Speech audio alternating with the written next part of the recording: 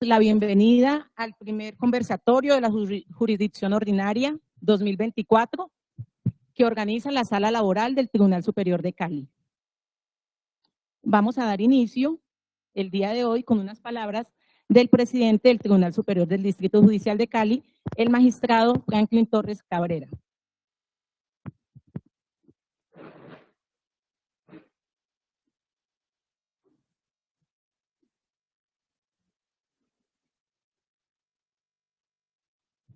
Bueno. Buenos días. En representación del Tribunal Superior de Cali, es enormemente placentero para la corporación y para cada uno de nosotros, los integrantes de este cuerpo colegiado,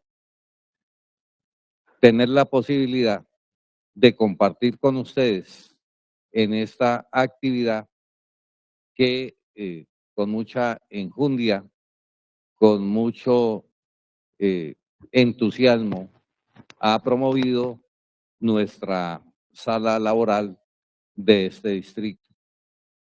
Estos espacios son imprescindibles en el proceso constante de interacción, de retroalimentación y sobre todo de reconocimiento como personas que tenemos la difícil pero digna tarea de impartir justicia. Bienvenidos, bienvenidas, y que esta actividad sea del mayor provecho en aras de esos propósitos comunes que tenemos. Muchas gracias. Bienvenidos nuevamente y bienvenidas. Gracias.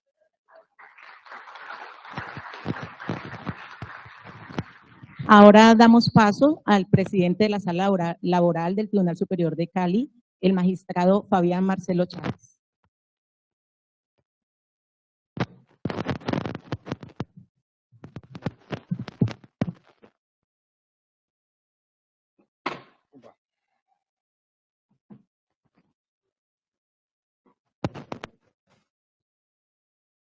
Buenos días para todos.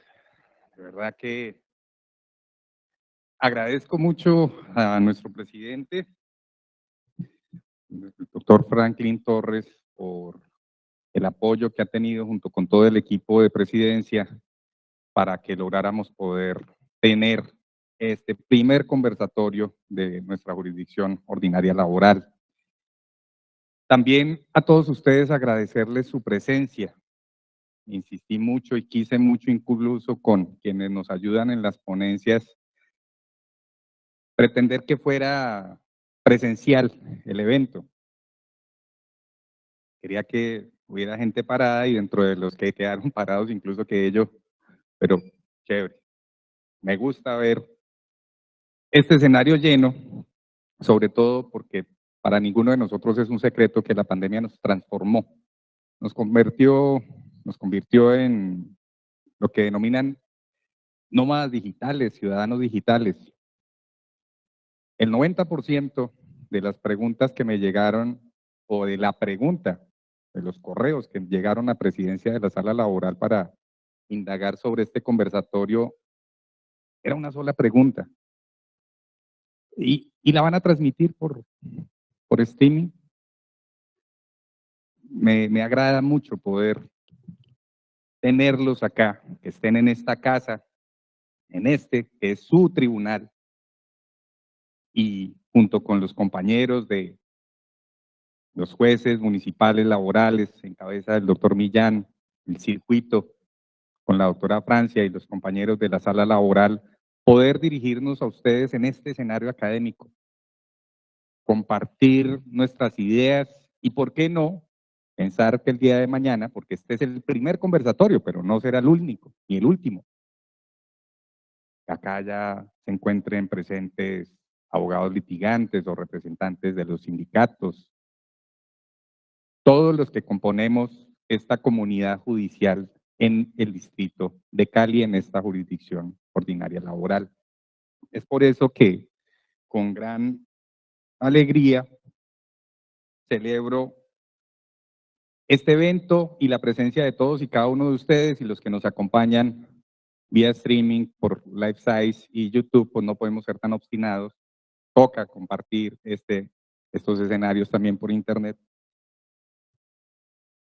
Y también advertir que estas ponencias de hoy se sumarán a otras muchas, porque nuestra jurisdicción, a quienes nos gusta el derecho laboral, debemos tener presentes las grandes transformaciones que están cursando. Ya tenemos un nuevo sistema de seguridad social en pensiones, pronunciamientos de la Corte Suprema de Justicia que están cambiando nuestra manera de ver nuestro derecho laboral, incluso la Corte Constitucional, con sus posturas que deben y serán objeto de debate en estos escenarios académicos.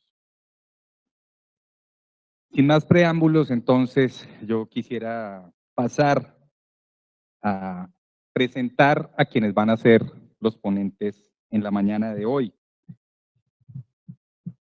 Comenzaremos con la ponencia del doctor Gustavo Adolfo Millán Cuenca.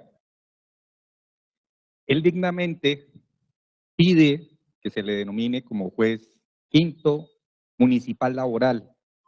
Esa es una denominación que ya va a estar incorporada en el nuevo Código Procesal del Trabajo, que está en curso y se está viniendo, o sea, está siendo aprobada sin tanto problema, entonces ya va a ser oficialmente la denominación de nuestros compañeros jueces laborales municipales.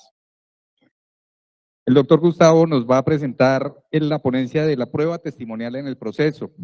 Él es abogado de la Universidad Santiago de Cali, especialista en Derecho Laboral de la Universidad Libre y en Derecho de la Seguridad Social de la Universidad Javeriana, magíster en Justicia y Tutela de los Derechos con énfasis en Derecho del Trabajo, máster también en Razonamiento Probatorio de la Universidad de Girona, actualmente juez en propiedad con 11 años de experiencia en la rama judicial, formador de la Escuela Judicial Rodrigo Lara Bonilla y docente universitario en áreas de Derecho Procesal, del Trabajo y Práctica Forense Laboral. Doctor, el escenario es suyo.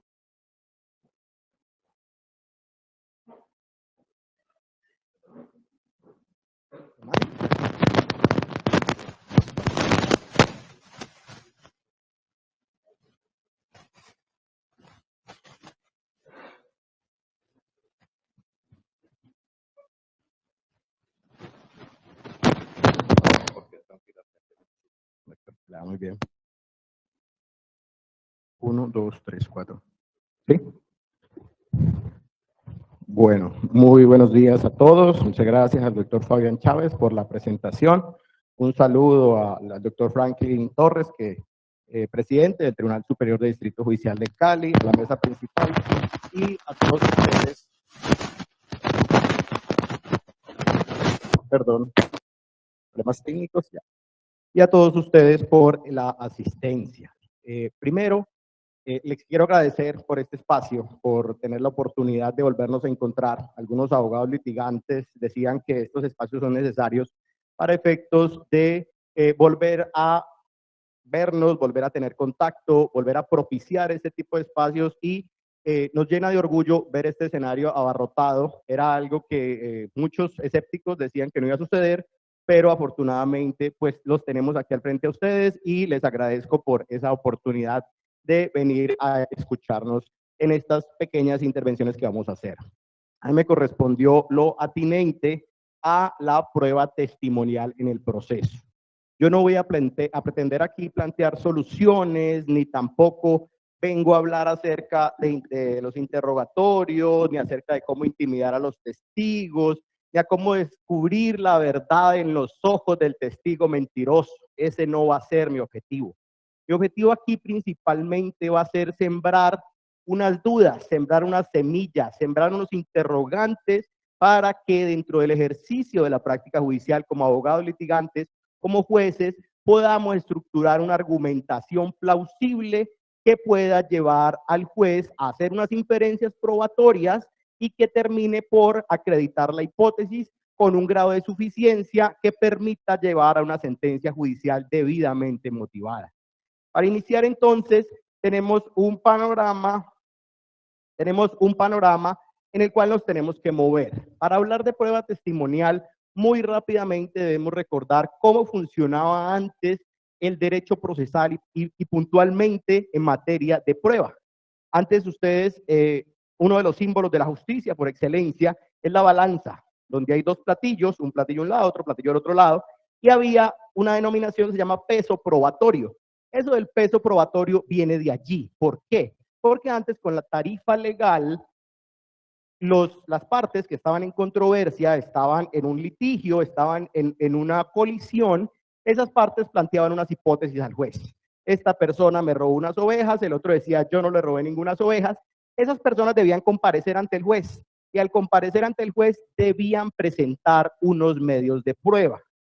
Los jueces eran legos, los jueces eran nombrados por los reyes. Quiere decir que al juez no se le daba mucha responsabilidad, más que un cálculo matemático.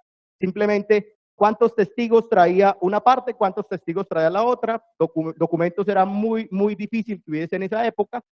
Cuento cuántos testigos, hago la sumatoria y ese es el peso probatorio. En ese sentido ganaba el que más peso tuviera en sus elementos de prueba. Pero hay una particularidad y es que los testigos no eran escuchados. Simplemente se contaban.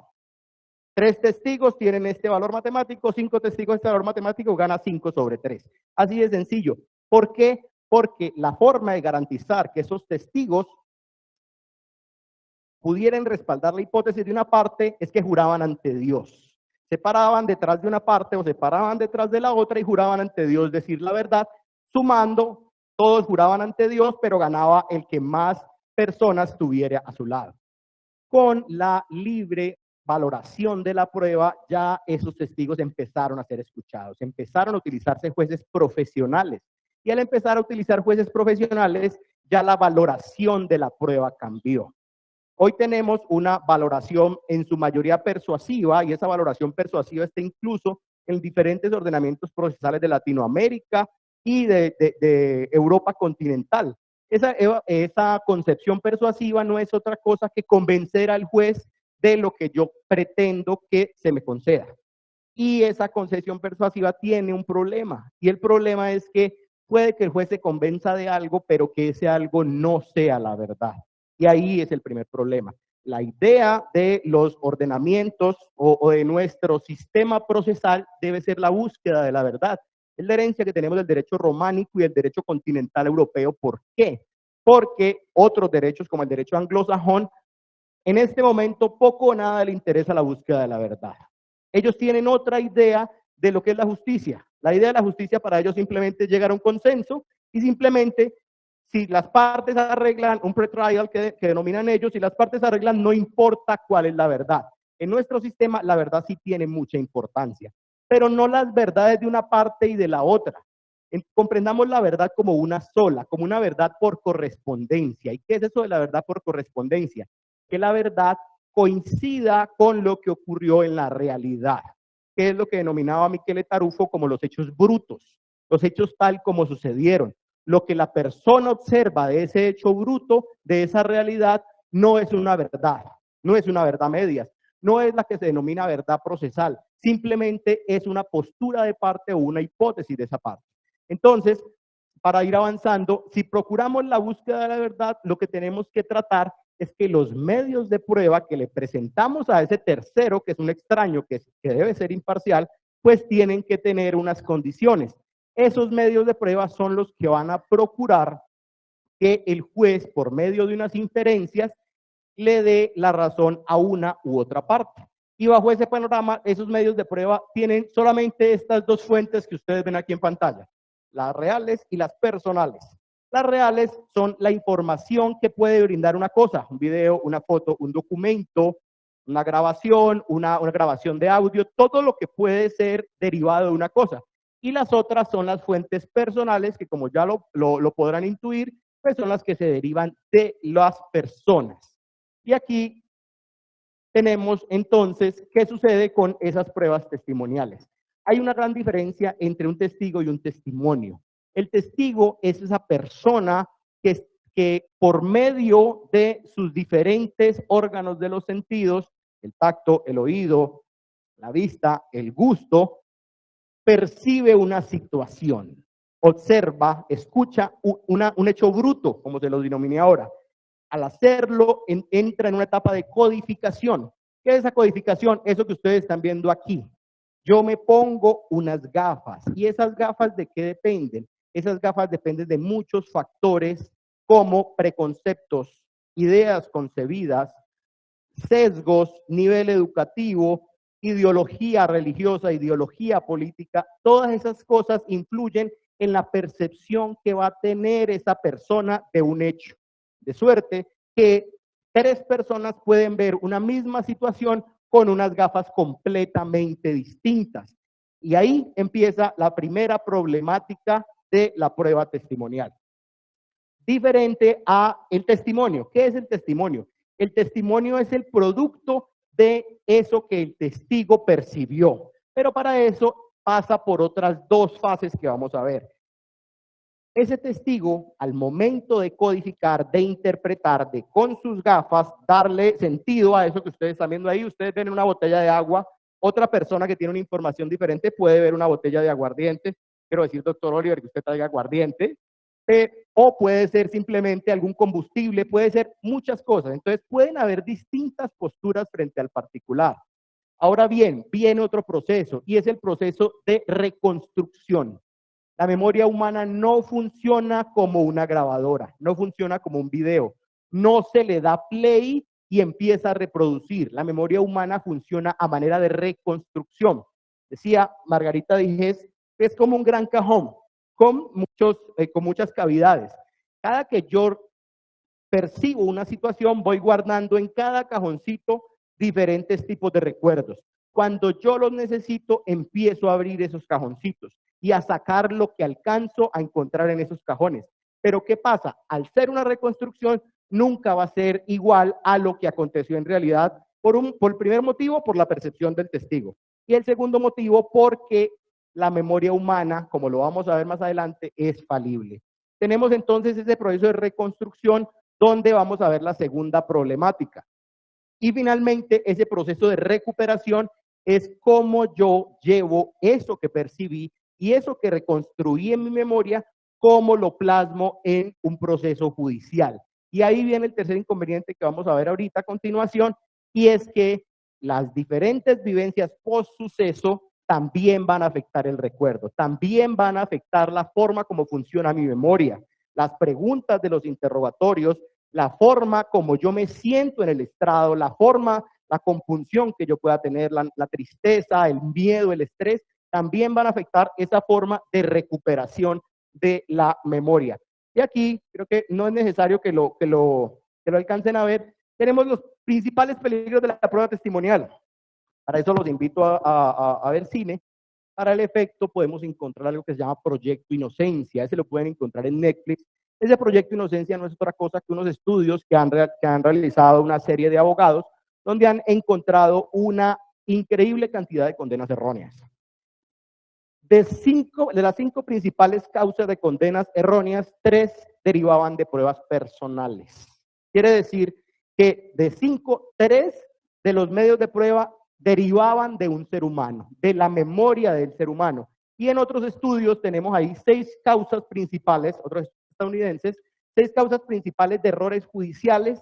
De esas 6, 4 derivan de problemas de percepción del testigo, de falsas confesiones, de falsa identificación de personas. En suma, un gran porcentaje de errores judiciales deriva en condenas erróneas. Lógicamente, lo que más afecta a la sociedad es el tema de la privación de la libertad, de la privación del patrimonio. En ese sentido, estas investigaciones son en materia penal, pero lo que nos ilustran es que esas pruebas personales han derivado en sacrificio de derechos humanos, derecho a la vida, derecho a la libertad, derecho al patrimonio, derecho a la dignidad, y hay una multiplicidad de ejemplos en esa película de Proyecto Inocencia que les planteé, como la gente ha perdido su vida por una falsa identificación o por un testigo que estaba convencido que esa persona había cometido un delito, había cometido una falta, lo acusó, lo señaló con el dedo y a la postre esa persona de inocencia. Entonces, eso es lo principal de los peligros de la prueba testimonial y dependen exclusivamente de la memoria humana. Para el efecto, les traigo aquí muy rápidamente algo que no les voy a ahondar mucho, son las epistemologías del testimonio. ¿Cómo se ha entendido o cómo se ha analizado filosóficamente sobre el testimonio? Simplemente en esas dos corrientes, el presuntivismo y el no presuntivismo. Te lo resumo fácilmente. ¿Presumo que todo lo que me diga el testigo es cierto o presumo que todo lo que me diga el testigo es falso?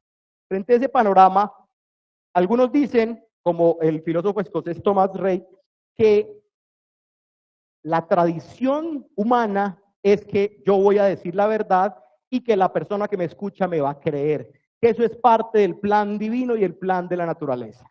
Que yo digo la verdad siempre y que no tengo motivos para mentir y que el que me escucha me tiene que creer. Por otro lado, la profesora italiana Giuliana Mazzoni dice lo contrario, que la naturaleza es mentirosa, que las plantas mienten para polinizar, para atrapar a sus presas, los carnívoros se esconden para matar, que además toda la naturaleza, las plantas carnívoras, los animales se esconden para protegerse de los depredadores y que el hombre no es ajeno a esa naturaleza.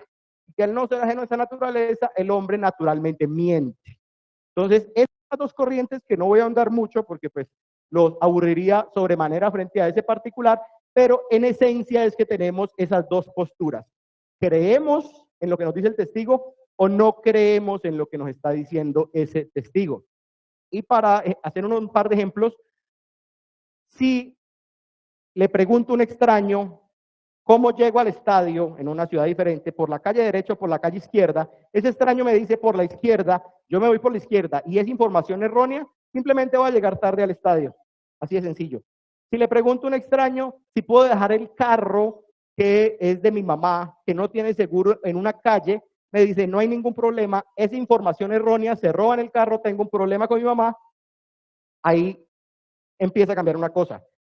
Si estoy en una playa, me van a vender unos camarones y el extraño me dice, no le va a pasar nada. Y le pasa y usted se enferma. Vamos viendo el nivel de riesgo de creerle a un extraño. Lo ponemos en la parte roja. Tenemos un extraño que me dice, mire, yo lo vi cuando esa persona se robó la caja registradora, le disparó a la persona a la que administraba y a la postre esa persona murió. ¿Le creo al extraño? Si vamos al presuntivismo, al creerle a ese extraño, simplemente una persona va a pasar el resto de su vida en la cárcel. Y seguramente se va a morir. Hay muchos eventos donde, en las investigaciones, donde la persona perdió su familia, perdió su vida y a la postre se termina suicidando y después sale la sentencia y era inocente. ¿Por qué? Por este tipo de circunstancias donde creemos a unos testigos, a extraños que simplemente señalan con el dedo. Y aquí viene el problema. ¿En dónde radica el problema? En que siempre hemos creído que la principal amenaza de la prueba testimonial es la mentira. Y eso es mentira. ¿Por qué? Aquí esa propuesta la hace el profesor Víctor de Paula Ramos, brasilero, en torno a que la mentira no es sinónimo, no es el antónimo de la verdad. La mentira no es el antónimo de la verdad. La mentira es el antónimo de la sinceridad y la falsedad es el antónimo de la verdad. De suerte que hay eventos en que yo puedo ser completamente sincero, estar convencido de que estoy siendo sincero y lo que estoy diciendo sea una falsedad. Reitero, puedo estar completamente convencido de que estoy siendo sincero, pero que esa información que yo brinde sea falsa. Y eso es un riesgo mucho más peligroso que la misma mentira. Entonces, nos dice el profesor Jordi Fenol, la memoria humana es bastante mala. No solamente se olvida con cierta facilidad y rapidez sobre los hechos que un sujeto ha presenciado, sino que genera recuerdos falsos para rellenar información que ha olvidado. Entonces, ¿qué han hecho los ordenamientos jurídicos para efectos de blindarse frente a estas situaciones? Si nos atenemos al 211 y 220 de nuestro Código General del Proceso y a las legislaciones también latinoamericanas, simplemente vamos a la figura del testigo. Entonces, al testigo le exigimos que no tenga ciertas condiciones, que no sea familia. Bueno, en materia laboral pues tenemos algunas particularidades con los que trabajan con la persona, que no sea familia, que no sea cónyuge, que no tenga interés, y todo lo tenemos esa mácula de testigo sospechoso. Adicionalmente, también se ha establecido el juramento. Entonces, alce la mano y jure que va a decir la verdad, solo la verdad y nada más que la verdad. Ese juramento no es más que misticismo, no es más que recordar las ordalías del pasado, donde se juraba por Dios y donde la persona podía decir lo que a bien tuviera pertinente. Esos son los controles que establece el ordenamiento para un testigo. Pero ¿cuál es el problema? Y aquí lo vamos a ver más adelante. El problema es que no existe un método para detectar la mentira, científicamente demostrado. Los métodos que se han utilizado a lo largo de la historia son o los salvajes o los fisiológicos. Y los fisiológicos con una mirada avesada de un investigador, mirando a los ojos al testigo y buscando desentrañar la mentira, o con tecnología aplicada. Tecnología aplicada, estamos hablando del polígrafo, estamos hablando de diferentes tipos de herramientas para ver algo que les voy a decir a continuación, y es la respuesta fisiológica del organismo. Así como lo ven en esa imagen, la respuesta fisiológica del organismo puede depender de la ansiedad, puede depender del miedo, puede depender de la nostalgia, del terror, del estrés que le esté generando el interrogatorio a ese testigo, y puede generar nerviosismo y que existe una respuesta fisiológica frente a ese particular y ese testigo vaya a ser desechado porque se sospecha que está mintiendo. Y aquí nos vamos también al misticismo del juez que piensa que con un avesado interrogatorio va a lograr que el testigo diga la verdad, mirándolo a los ojos, viendo si suda, viendo si tiembla, viendo si no mira los ojos, si baja la cabeza, si sube la cabeza. Eso no es más que la junk science, es decir, la ciencia es basura. Esa ciencia es basura de que yo voy a buscar que el testigo me diga la verdad porque yo soy el mejor juez y el mejor investigador. Eso es basura. Eso no sirve. ¿Por qué? Porque no existe un método científicamente comprobado para determinar que alguien miente. Al punto que estas herramientas tecnológicas han llegado dentro de los estudios empíricos al 51% de efectividad. ¿Qué es el 51% de efectividad? Tirar una moneda al aire a ver qué cae.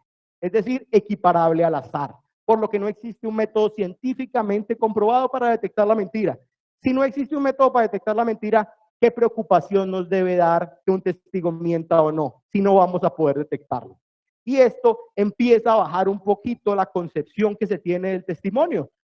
Si estamos en el presuntivismo, pero estamos viendo que el testigo puede tener problemas de percepción, y segundo, que no tengo manera de controlar si miente o no, pues ya el valor o el peso que me le puede dar un testimonio en solitario a la hipótesis de una parte, pues empieza a encontrar su ocaso. Ese es el segundo punto.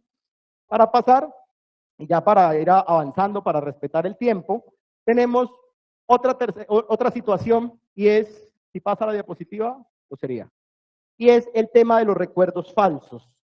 ¿Qué es eso de los recuerdos falsos? No es otra cosa que lo atinente a que la memoria es mala, es falible, tiene problemas.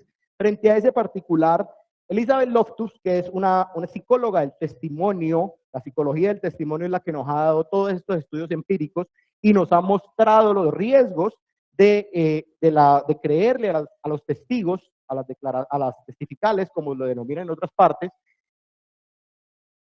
Se motivó a sus investigaciones por una circunstancia. Ella le dijeron que a sus 14 años había encontrado a su madre muerta en una piscina. Se lo dijeron en una reunión. Ella entró en un estado de compunción y empezó a pensar cómo había encontrado a su madre muerta en una piscina. Entonces empezó a recordar, a hacer un esfuerzo sobrehumano y logró recordar cuando ella iba entrando a la piscina, la forma como estaba posicionada su madre, los gritos de dolor que dio, que buscó ayuda hasta que encontraron a su madre, yacía al lado de la piscina sin signos vitales. Y ella ya tenía esos recuerdos en su mente. En otra reunión le dijo otro tío, no, es que el que encontré a tu madre fui yo, tú estabas en el colegio. Y ella, en su cabeza, ya tenía unos recuerdos completamente claros y estaba convencida que había encontrado a su madre muerta y cuál había sido el itinerario que la había encontrado.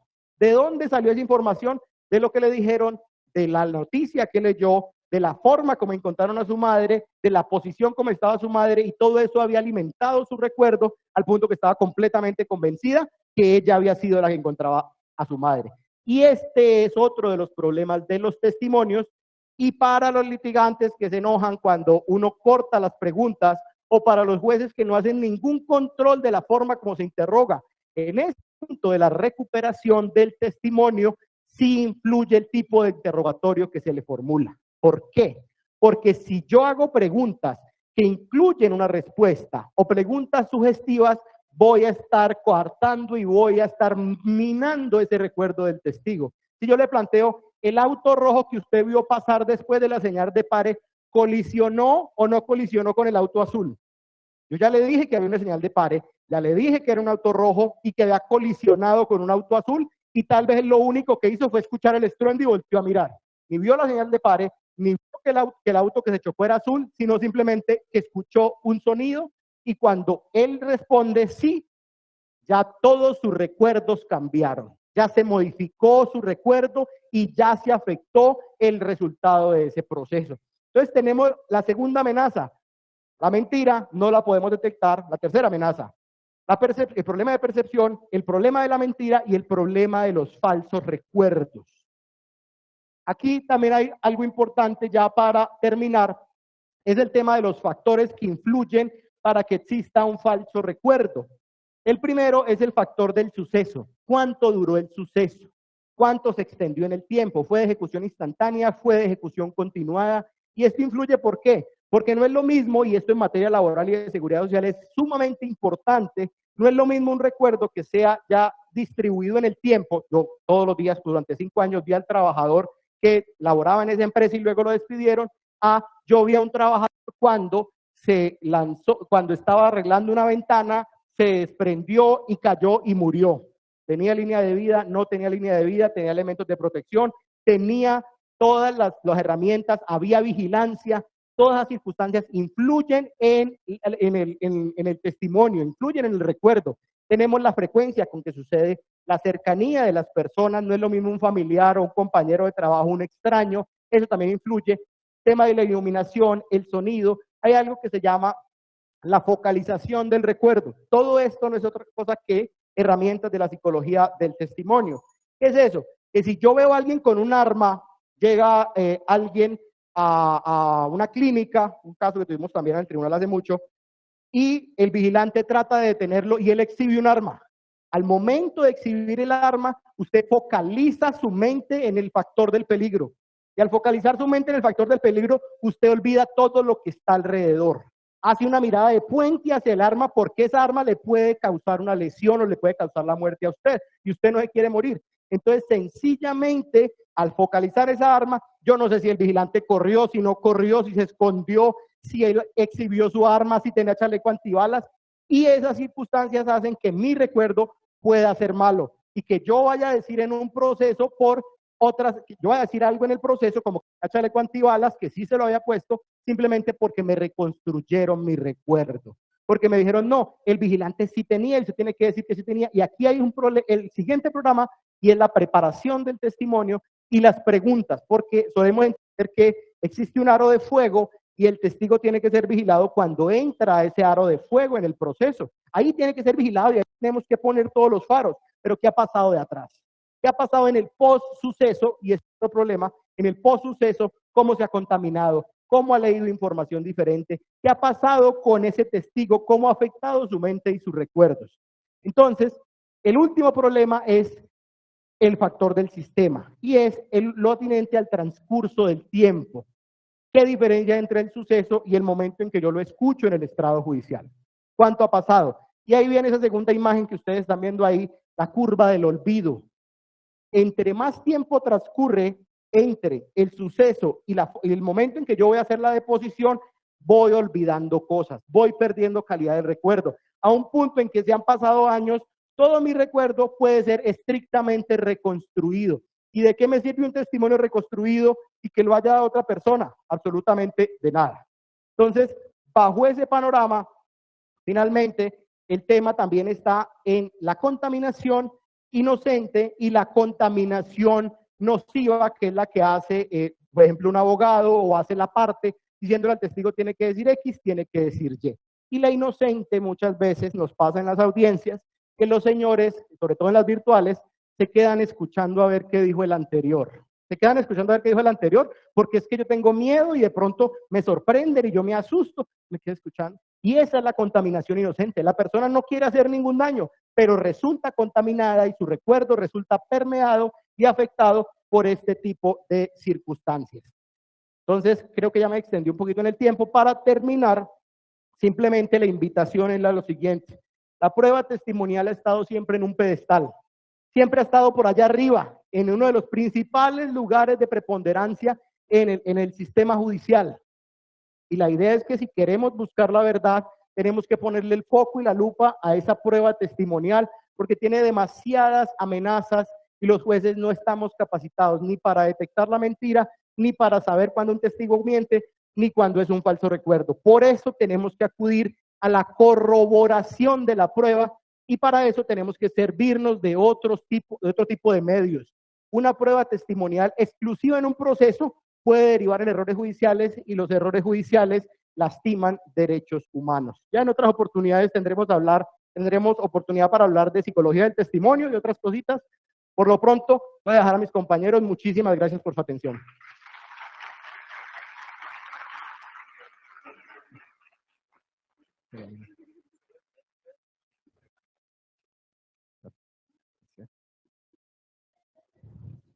¿Me pasé?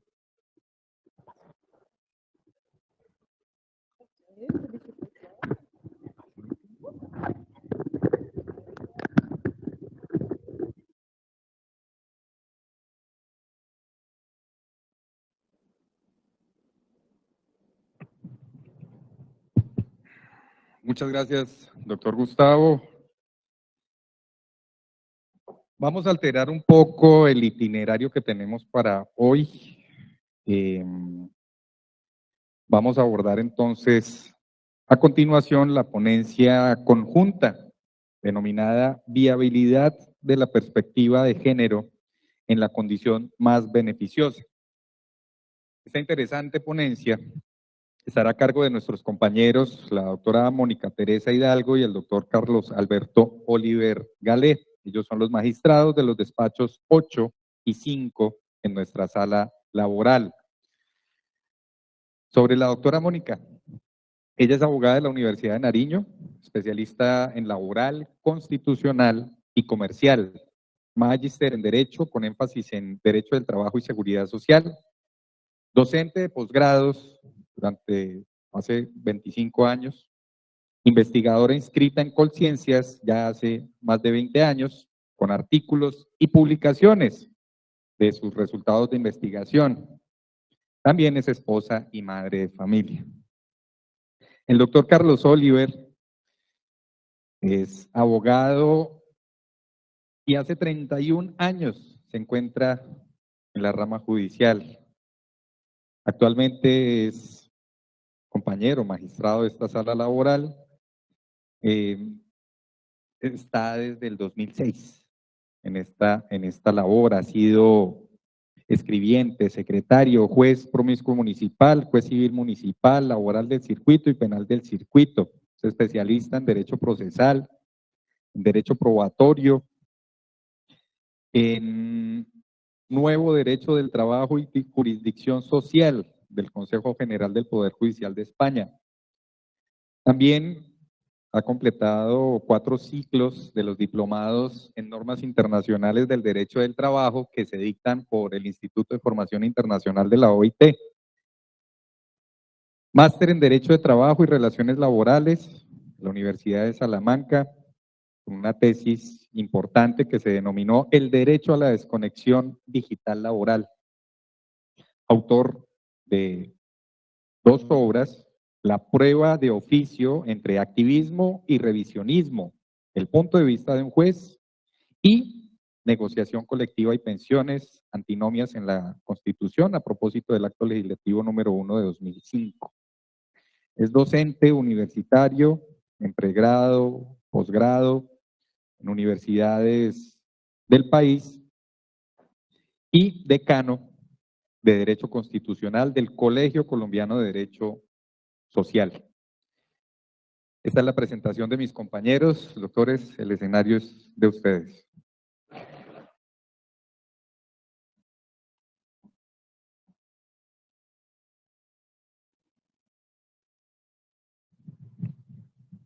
Buenos días, un cordial saludo, compañeros, jueces, empleados, amigos, amigas, todos. En primer lugar, este es un tema académico y en segundo lugar, este es un tema que ya está plasmado en providencia judicial. Para evitar cualquier suspicacia, ya esto ha sido dicho por la sala. Y aquí podríamos hacer un pequeño recuento, más o menos 2022-2023, se llevó una ponencia donde se planteó acoger la condición más beneficiosa por salto normativo con perspectiva de género. Era algo muy sencillo. Decir que el 95-98% de los casos de condición más beneficiosa son demandas presentadas, procesos iniciados por mujeres.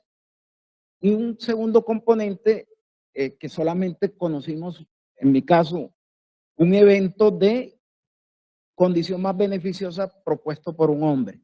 Y el segundo componente es que esta pensión es de salario mínimo y entonces lo ligamos a unas condiciones de vulnerabilidad tanto por el sujeto, la mujer, para protegerla especialmente, y en segundo lugar por una finalidad de la seguridad social, reducir la pobreza, etcétera, etcétera. Esa ponencia no pasó. Yo escribí un guión para la Escuela Judicial Rodrigo Lara, que está en el curso de formación, donde la Corte Constitucional dijo que todos los módulos tenían que tener una cuestión transversal de género. Ahí se escribió algo sobre perspectiva de género y se colocó un ejemplo de cómo había una posibilidad que por perspectiva de género se pudiera analizar la pensión de sobreviviente por salto normativo. Nos referimos a la ley 797 hacia el acuerdo 049. Sabemos que hay dos posiciones al respecto, una de la Corte Constitucional, una de la Corte Suprema, diametralmente opuestas. Luego la doctora Mónica trajo una ponencia donde sí se acogió por mayoría. La acompañé yo con salvamento de votos de la vicepresidenta, muy interesante salvamento de votos, la doctora Arles. Y posteriormente algunos proyectos se han ido sacando. Esencialmente se le ha agregado el tema de la sentencia de la Corte Constitucional donde reduce o plantea la reducción del número de semanas para la mujer. Y pues acudimos a aspectos de derecho internacional de los derechos humanos, especialmente principio de no regresividad y principio de universalidad en mi caso. Pero específicamente yo les voy a hablar de un poquito de historia porque la historia nos puede dar algo. Podríamos tener un primer elemento normativo para hablar de la condición más beneficiosa en la Constitución de la OIT, el artículo 19.8. Y incluso hay providencias de la Corte Suprema donde habla de los derechos en tránsito de adquisición, utilizando instrumentos de la OIT, pero circunscrito, como se sabe, a un salto, digamos que sencillo, no un salto doble o salto triple. La esencia y el concepto de condición más beneficiosa se construye en España y especialmente en el cambio de régimen republicano al régimen franquista. Hay una ley de base del trabajo republicana de 1931 que trae muchos componentes de derechos en favor de los trabajadores, pero debido a la Guerra Civil Española, especialmente año 36, y al establecerse el régimen franquista, se vio que habían ciertas situaciones donde se disminuían los derechos. Y a partir de ahí la doctrina fue estableciendo que esas esos derechos consagrados en la Ley de Bases del Trabajo Republicana de 1931 podrían conservarse o había que respetarse. Y esto va mucho ligado al concepto de derecho adquirido. El problema jurídico en ese momento era, deben mantenerse las mejores condiciones adquiridas por los trabajadores al amparo de una determinada norma cuando ésta resulta sustituida por otra posterior. Y la respuesta de la doctrina fue que sí. Y aquí tenemos algo parecido en cuanto a que la condición más beneficiosa se mira como un problema de sucesión de normas y una excepción al principio de retrospectividad, como lo ha señalado acertadamente la Corte Suprema de Justicia. El punto está en que esto se refería a condiciones laborales establecidas en la ley, en los convenios colectivos, y en la evolución llega a un punto donde se debe analizar si hay condición más beneficiosa en aquellos reconocimientos unilaterales que hace el empleador y que van dando con persistencia, se dan dando en el tiempo reiterativamente, y la respuesta de la doctrina y la jurisprudencia del Tribunal Supremo Español, especialmente a partir de 1951, es positiva.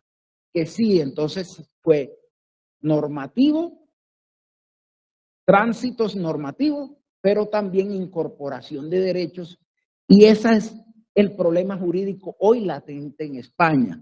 Deben mantenerse las mejores condiciones adquiridas por los trabajadores al amparo de la autonomía de la voluntad cuando aquellos son sustituidos por una norma, acuerdo o decisión unilateral de la empresa posteriormente. Entonces, miren cómo ahí surgen algunas pequeñas conclusiones. Eran sobre condiciones de trabajo, tránsitos normativos, pasó a incorporación por convenios colectivos, pero especialmente se ha mantenido sobre incorporación de reconocimientos unilaterales del empleador. Eso en Colombia no es aceptable. Hay un artículo del doctor Gustavo Géneco en un libro de homenaje a Gerardo Arenas, donde señala 2 o 3 jurisprudencias donde la Corte Suprema, que se sepa, no acepta que si el empleador reconoció unilateralmente un derecho, ese quede incorporado en el contrato y no lo pueda desconocer. Hay múltiples situaciones para analizar estos aspectos, pero no es del caso. Entonces, aquí hay un triunfo de la incorporación de la condición más beneficiosa en el nexo contractual. Y una segunda conclusión, esto no se refería a cuestiones de seguridad social. Lo máximo que establece en cuestiones de seguridad social son los que se denominan en Europa mejoras voluntarias de la seguridad social. Son como las pensiones complementarias, los reconocimientos que se hacen en negociación colectiva, por ejemplo, unos plus especiales para incapacidad. Es decir, situaciones complementarias anexas a la seguridad social. Si uno consulta la doctrina uruguaya, especialmente la obra de Américo Pla Rodríguez, también está la condición más beneficiosa circunscrita a los convenios colectivos y de cierta manera a las decisiones unilaterales del empleador, y cita como referencia autores españoles, entre ellos Pérez Leñero, que es un gran autor en los años 50 sobre seguridad social, etcétera, etcétera. Si uno consulta la doctrina argentina, el libro que consulté más cercano es uno de Jorge Mancini, Rodríguez Mancini, que es de 2013-2014, también se circunscribe a condiciones de trabajo y no a seguridad social. Entonces, aquí viene una circunstancia. Hay 3 países donde la tradición de la condición más beneficiosa se circunscribe a aspectos de incorporación de condiciones de trabajo y no de seguridad social.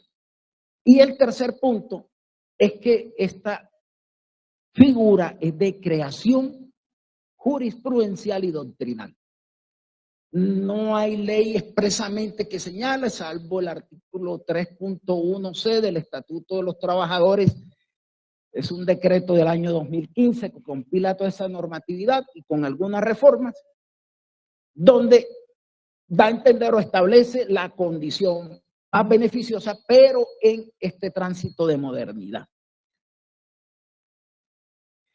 Simplemente dejo de un gran maestro del derecho español, Manuel Alonso Lea, y de la profesora María Emilia Casas Mamón, donde subrayan lo siguiente, subrayan el hecho de que para la jurisprudencia el beneficio consolidado se impone y prima sobre toda norma y por consiguiente sobre la sucesión en el tiempo de las mismas. Ahí puede haber un indicio de que el tránsito inmediato puede ser discutible o no ser discutible. No vamos a imponer criterios ni a decir que uno o el otro, son simplemente concepciones. Entonces, hoy, como ya dije, es una excepción al principio de retrospectividad. Opera en la sucesión o tránsito legislativo, procede cuando se predica la aplicación de la normatividad inmediatamente anterior a la vigente en el momento del siniestro, según la Corte Suprema, entra en vigor solamente a falta de un régimen de transición, entra en juego no para proteger a quienes tienen una mera o simple expectativa, pues para ello la nueva ley puede unificar el régimen pensional, etcétera, etcétera, respeta la confianza legítima. Estas situaciones las podemos mirar hacia el derecho internacional de los derechos humanos con los principios de universalidad en cuanto a que si la ley en un determinado momento proteja a un determinado y específico grupo, hay que tratar de seguir protegiendo a ese grupo y ligado a la no regresividad, que en principio es más para el legislador, pero ello no debe ser desconocido por el juez, sobre todo con base en el principio pro persona, que dice que cualquier interpretación, no solamente en caso de duda, esa es la diferencia con el principio propietario, prevalece la norma que favorece o la interpretación que se extiende el derecho y no aquella que lo restringe. Es decir, la norma más favorable hacia la persona humana. Eso para dejar la inquietud de si en futuro nos atrevemos a decir que un derecho unilateral reconocido por el empleador, no lo pueda derogar, sino por mutuo acuerdo, ahora por unas situaciones especiales que en Colombia no están reguladas. Más allá del jus variandi, de la teoría de la imprevisión y de la revisión de las convenciones colectivas o de los contratos por alteración de las condiciones, algo que se llama condiciones sustanciales de trabajo, que se pueden modificar por razones económicas, técnicas, productivas y organizativas. Ni el proyecto de reforma laboral lo trae, ni se ha dilucidado este aspecto. Es simplemente un panorama histórico que nos puede ilustrar de que puede ser si es de creación jurisprudencial, no es tan estricto que sea la norma inmediatamente anterior, sino que es posible ese salto en estos términos. Le doy el uso a la palabra a la experta en género, doctora Mónica.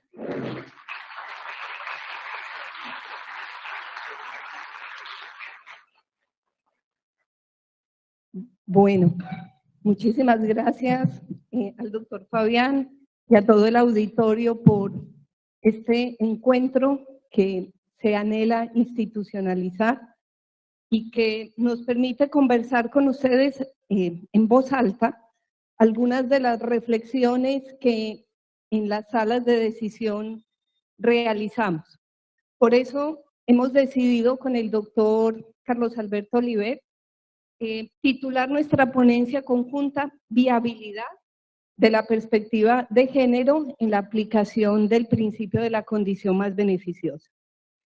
Y la tesis que yo voy a sostenerles en este momento para persuadirles un poco más de la tesis en materia de seguridad social tiene que ver con que si la expectativa de derecho al reconocimiento pensional para las sobrevivientes mujeres, y aquí hago un llamado, hablamos desde el género sin desconocer que en el concepto o enfoque de género hay muchas más categorías que podemos incluir ahí.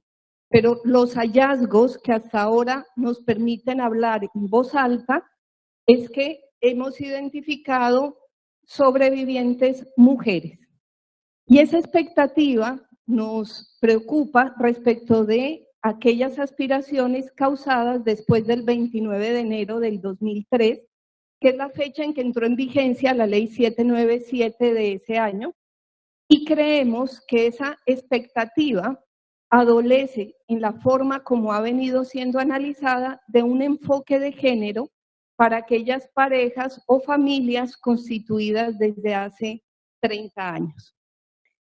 No vamos a hablar de la sustitución pensional o la pensión de sobrevivientes del pensionado, eso lo apartamos. No hablamos de la pensión post-morte, porque aquí no hay lío en la medida que se transmite el derecho ya financiado o ya reconocido, ni tampoco de las pensiones derivadas del riesgo laboral.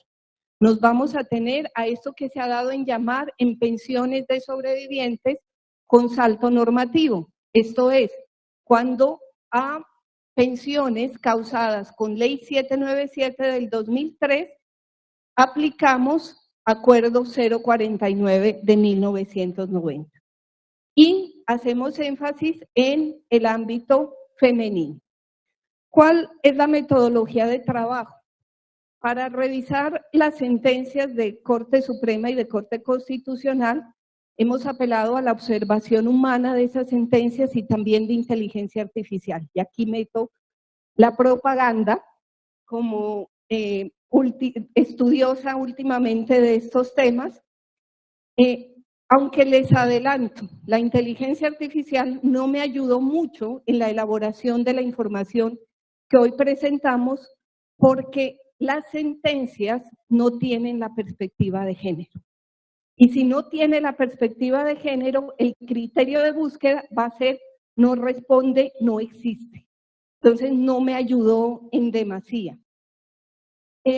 ¿A qué años me voy a tener a esa observación humana de jurisprudencia? Años 2023 y 2024. También hicimos una revisión, o estamos haciendo una revisión documental y de estudios representativos del sistema de seguridad social pensional en Iberoamérica y particularmente en todo lo que se tejió alrededor de nuestra reforma pensional, que quién sabe si supere el control constitucional, pero allí está. También se habló de pensión de sobrevivientes, mantuvimos la no transición en este tema, es decir, el dilema en materia de aplicación de principio de la condición más beneficiosa se va a mantener. Los estudios sobre la tensión entre el principio de la condición más beneficiosa y el criterio, no principio, de sostenibilidad financiera.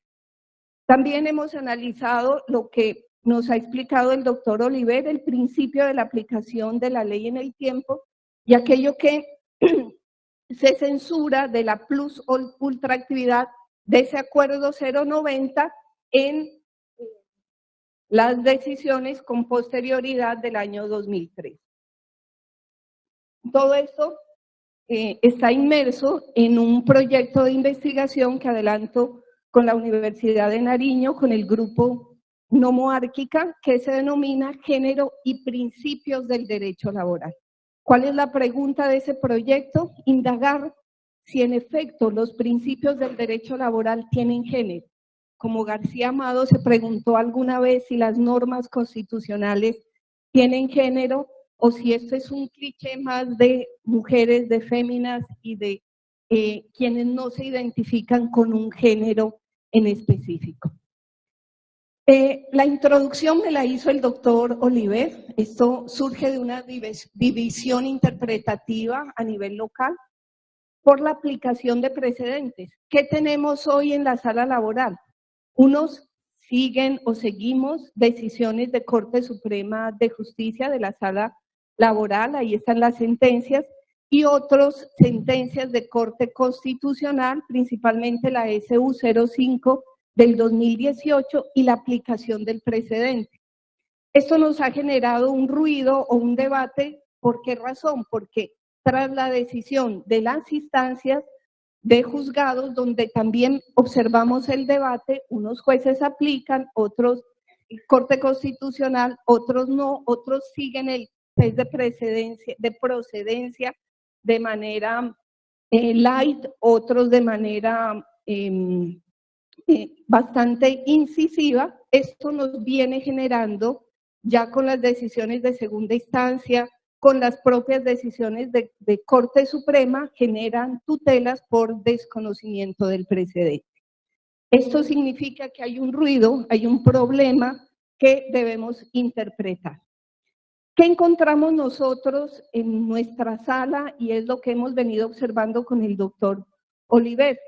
Unos supuestos fácticos en donde hay mujeres que concurren a reclamar esa pensión de sobreviviente de causantes hombres fallecidos después de esta fecha del 2003, arguyendo un esfuerzo importante en su cotización, más de las 300 semanas, y otro dato importante, convivencias superiores a los 20 años. Para no mentirles en las cifras y lo detectado, hicimos el barrido de las sentencias que hasta ahora ha proferido Sala de Casación Laboral del año 2024. Miren la incidencia por nivel de territorio que tiene Cali. Cuando hablo territorio, es nuestro tribunal o es la sentencia de nuestro tribunal la que fue examinada. En el color amarillo está nuestro territorio sumado a Pereira, Bogotá y Medellín. En el año 2023, por ser mayor el espacio analizado, vamos a encontrar una mayor incidencia de otros territorios. Miren las semanas cotizadas. Lo que está resaltado con color son aquellos casos de semanas que superan las 500 semanas.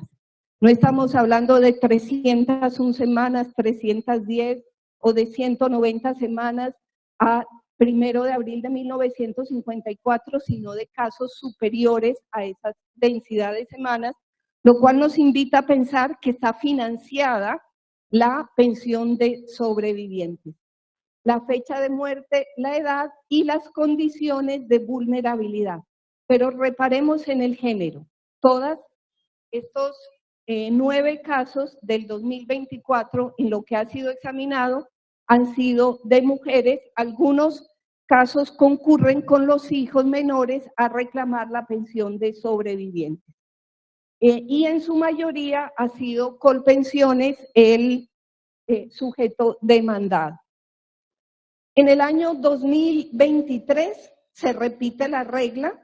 Examinamos 36 sentencias del año 2023 y miren la situación de género, todas mujeres. Tenemos un hombre que es un hijo y tenemos la sentencia 2780 del 2023, que es una pareja del mismo género, por eso le coloqué la G de gay. Esos casos son los que examinamos y son los que nos permiten construir el ambiente fáctico para proponer la tesis o la solución que como jueces o como administradores de justicia nos atañe resolver. Miremos hacia el pasado la sentencia SU 05 del 2018. Miren que del 2018 a 2024 la realidad no ha cambiado.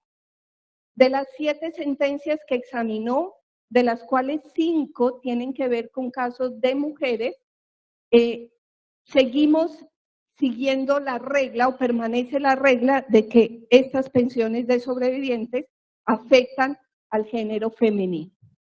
¿Cuáles son entonces algunas de las preguntas iniciales que desde el enfoque de género cabe hacer?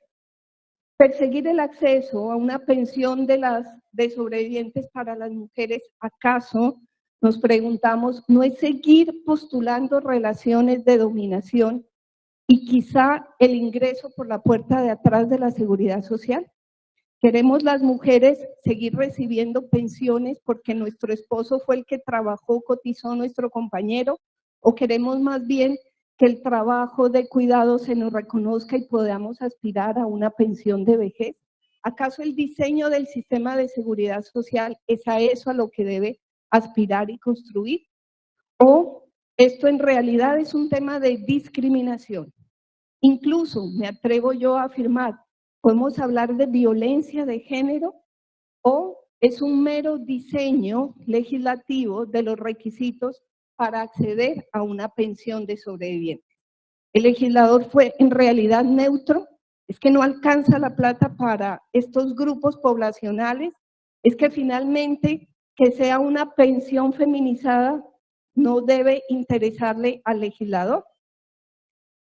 Para esto, ¿cuáles son las categorías de análisis? ¿Qué es la pensión de sobrevivientes? Y eso nos lo han repetido y traigo una finalidad que refirió la Corte Constitucional en la sentencia C-111 del 2006 y es suplir la ausencia repentina del apoyo económico del afiliado en los casos que vamos a tratar al grupo familiar y evitar por eso que las condiciones de subsistencia, tanto materiales como psicológicas o en general de sobrevivencia, se alteren en demasía. Y nos trae unos principios, una sentencia de la Corte Constitucional. Nos dice que cuando se habla de pensión de sobrevivientes, debemos pensar, además de la estabilidad económica, en la reciprocidad y solidaridad entre el causante y sus allegados. De ahí lo que reiteramos de el apoyo, el amor mutuo, la construcción de proyectos en común cuando analizamos la categoría de un beneficiario de la pensión de sobrevivientes. Y el principio material para la definición del beneficiario, que es la efectiva convivencia al momento de la muerte como elemento para determinar. Es decir, hay que estar junto al afiliado. La perspectiva de género, entonces, que pretendemos introducir en estos temas, ¿de dónde viene? Esto no es una moda, no es un esnovismo, no es tampoco un acatamiento de lo que la Comisión Nacional de Género nos diga, sino que finalmente hay normas constitucionales detrás de lo que es la perspectiva de género, artículos 13, 43 y 53, corrijo, de la Constitución Política, y la sentencia T-012 del 2016 nos dice a los jueces que debemos adoptar la política de la perspectiva de género. Y tiene unas subcategorías esta perspectiva de género. Ahí están algunas de las que aplican para este tema de la seguridad social. Y vuelvo, insisto, hablamos de mujeres sin excluir la posibilidad que ya la estamos visualizando en los casos del año 2023, una sola pareja del mismo sexo reclamando sus derechos. La perspectiva o el enfoque de género deviene del derecho internacional de los derechos humanos. Doctor Oliver, no solo la condición más beneficiosa, podemos traerla de allá. La perspectiva desde 1967, la CEDAW del año 79, la recomendación 19 del 92, nuestra convención de Belén de Pará del año 1994. Antes del año 2003 hablábamos de género y poco hizo caso el legislador en este tema. Los jueces, ¿qué invitación tenemos extendida de la CEDAW o de la Convención para la Eliminación de Formas de Violencia para la Mujer? Establecer protección jurídica de los derechos de la mujer sobre una base de igualdad con el hombre, por conducto de nuestras decisiones judiciales. Es una invitación, pero finalmente un compromiso del Estado colombiano también el acatamiento. La OIT también nos habla de la importancia de la igualdad. Varios de estos convenios no han sido ratificados por Colombia. La discriminación en el empleo, el convenio 111, sí lo tenemos ya en nuestro haber normativo, sin embargo, aquí tenemos parámetros interpretativos. Entonces, la siguiente pregunta que es importante tenerla en cuenta, ¿podía el legislador del 2003 pensar en las sobrevivientes cuando emitió la ley 797 del 2003? Decimos que claro que sí, es un tema histórico, la inexistente o carente remuneración económica del trabajo de cuidado, eso ya ha sido estudiado, la precaria estabilidad laboral de las mujeres que nos impiden acceder a una pensión de vejez, la brecha salarial, aunque recordemos que el Premio Nobel de Economía apenas se reconoció por estudios en economía de brecha salarial a Claudia Goldin en el año 2023. Entonces, es un tema en construcción, por supuesto. La maternidad también aplaza el anhelo de construcción de una pensión y la doble jornada. Desde 1997, ya el Programa de Naciones Unidas para el Desarrollo habla de que la pobreza está feminizada. Y hoy se habla también de la intersectorialidad de la pobreza, porque no solo la mujer se ha vuelto, tiene mayor incidencia o proclividad a la pauperización, sino cuando también concurren otras circunstancias de discriminación. Si es género, si es negra, si es india, habrán mayores posibilidades de no salir del límite de la pobreza. La Corte Constitucional, desde 1994, nos demostró que la pensión de sobrevivientes es una pensión feminizada. ¿Por qué? Porque mayor es el número de mujeres que concurren a reclamarla. Ratificado año 2020 por la Sala de Casación Laboral en la sentencia 1727, en donde nos dijo que es una prestación feminizada. Y año 2021, las cifras que Colpensiones ha entregado nos dice que el 88% de los pensionados, de las pensionados por sobrevivientes, son mujeres. Y en vejez, el 62% son varones. Entonces, una de las continuas preguntas que se nos hace cuando estudiamos este tema, ¿es tarea del legislador o de los jueces? Las declaraciones de derechos humanos nos dicen que es un deber de ambos, tanto del legislador, que debe pensar en la progresividad y no regresividad de derechos, en incluir mayor número de poblaciones, y de los jueces en la medida en que ya vimos cómo la CEDAW nos dice involucre la igualdad de género en las decisiones. Ante el vacío legal de involucrar a mujeres, creemos que un vacío legal, ¿por qué? Por omisión, por vulnerar la igualdad, es tarea de los jueces pronunciarnos sobre el tema. Tercera razón, hay algo disonante en las respuestas judiciales. Desde 2017 continúan reclamando las mujeres la tutela judicial efectiva. Muchos de estos asuntos, si los observamos, tienen reclamación administrativa, tiene demanda 1, tiene demanda 2, tiene tutela, tiene muchas de las acciones judiciales que pudiesen intentar.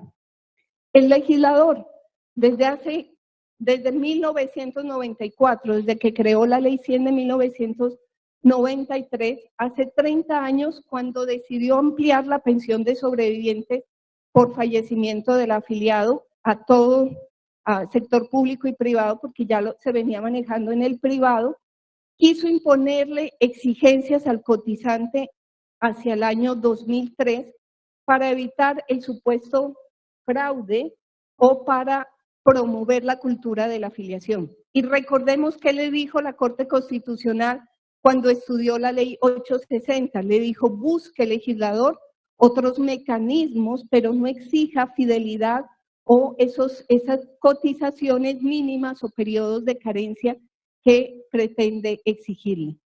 Ese miedo a la viuda negra, a esa mujer que acumula prestaciones sobre sí, no lo olviden, es un estereotipo. Y es un estereotipo que el legislador no lo pudo pasar por alto. Cuando se analizó la ley 860, se nos habló del mandato de progresividad y se nos dijo que la pensión de sobrevivientes no está jamás cimentada en la acumulación de capital. Aquí no necesitamos plata, sino el cubrimiento del riesgo del fallecimiento del afiliado. Y como estas pensiones vimos en su mayoría cobradas por Antecol Pensiones, es el fondo el fondo pensional el que hay que fortalecer y el que los economistas nos dice está debilitado si usted amplía el número de beneficiarios. ¿Cuál es la realidad femenina? Hay una asignación de roles femeninos y masculinos como naturales, como ser ama de casa, madre de familia. Hay la exclusión de la mujer en la opción de construir su pensión de vejez. Hace 30 años la mujer estaba sujeta como opción al trabajo, a dedicarse al trabajo no remunerado. Hay varios de esos estereotipos que hoy se están derruyendo, pero que hacia atrás, que son los asuntos que hoy estamos decidiendo, esos estereotipos imperaron, no se han derruido. No se puede seguir viendo mujeres pobres y decidir mantenerlas en circunstancias de inferioridad, que son muchos de esos 36 casos o de las historias que ahí se narran o que llegan a nuestros despachos. Y no se trata tampoco de perpetuar la relación de poder del hombre respecto de la mujer a través de una pensión de sobrevivientes, en tanto que si él no haya cotizado, no podemos sobrevivir. Es que estamos en tránsito de cambios que permitan el reconocimiento del rol trabajador de la mujer y de la economía de cuidado. ¿Por qué afirmamos que se puede convertir en una forma de violencia? Porque la desigualdad de oportunidades aumenta la brecha económica. Varias de estas mujeres no tienen seguridad social, no tienen cómo prodigarse una atención en salud o siguen siendo invisibilizadas o dependientes de sus hijos mayores de edad. Ya se ha dicho por la Corte la necesidad de descubrir esas nuevas formas de violencia. Hay que abrir el lente, hay que mirar hacia este tipo de casos. ¿Qué rivalidad tenemos con el criterio de sostenibilidad? Esta es una pensión diseñada en función de quien cotiza, que es el causante, generalmente varón, pero quien va a disfrutar la pensión es un grupo a veces indeterminado y eso está generando costos o riesgos económicos al gasto público social. Sin embargo, si repasamos la Constitución Política, el artículo 334 nos dice que la sostenibilidad financiera no puede afectar derechos fundamentales.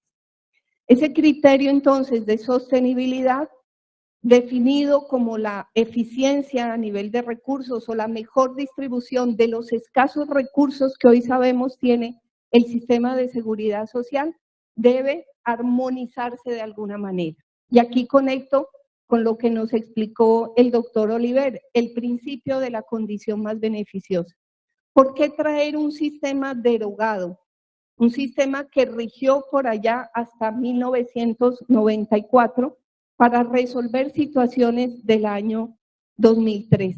Porque la Constitución de la OIT, nos lo dijo el doctor Oliver, así nos lo menciona, porque tenemos el convenio 128 que en materia de seguridad social también nos habla o nos da unas trazas de lo que es la seguridad social, el principio de la condición más beneficiosa. Y termino con la propuesta que desde nuestras discusiones académicas y debates al interior de las salas hemos pretendido señalar. La pensión de sobrevivientes no está inserta en un sistema de asegurador simplemente, está inserta en un sistema de protección. Por eso debe responder a la construcción social de la familia. ¿De cuándo? De hace 30 años, cuando hablábamos de mujeres absolutamente dependientes de los hombres o cuando así nos plantean la situación fáctica. Recordemos entonces la finalidad de la pensión de sobrevivientes. Como lo dijo el doctor Oliver, la seguridad social busca reducir la pobreza y la desigualdad, no perpetuarla. Esos 36 más los 9 casos de año 2024 están perpetuando la situación difícil de esas damas que están allí involucradas. Hay que pensar en el rediseño y la búsqueda de nuevas políticas al perder el empleo, que es un poco el tema o problemática de fondo que hay con estas pensiones. Personas que acumularon una densidad de semanas superior a 500 o superior a las 300 semanas, pero perdieron su empleo o cayeron en la desgracia de la enfermedad y no pudieron volver a cotizar. Ese tipo de condiciones de vulnerabilidad en las decisiones de la Sala de Casación de la Corte Suprema se consideran como argumentos de facto, se consideran como argumentos que no están en la delineación del legislador, en los requisitos del legislador, y por lo tanto desaparecen de las decisiones, no son relevantes. El principio de la condición más beneficiosa, en nuestro sentir, comulga con esa transición normativa sin daño, sin lesión a derechos, que es lo que busca la perspectiva de género, hacer una transición hacia la equidad, mientras se reconoce, por ejemplo, el trabajo de cuidado y se fortalecen los derechos de la mujer. La imposición de límites a la pensión de sobrevivientes debe reconocer que hay estereotipos también en la atribución exclusiva de los hijos a la mujer. Muchas de estas mujeres, si vemos las tablas, tienen mínimo un hijo, 2, 3, hasta 5 hijos han señalado en sus demandas.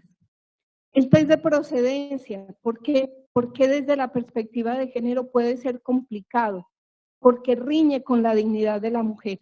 Así aparentemente la Corte Constitucional introduzca el tema y los supuestos fácticos, ¿qué es lo que me piden?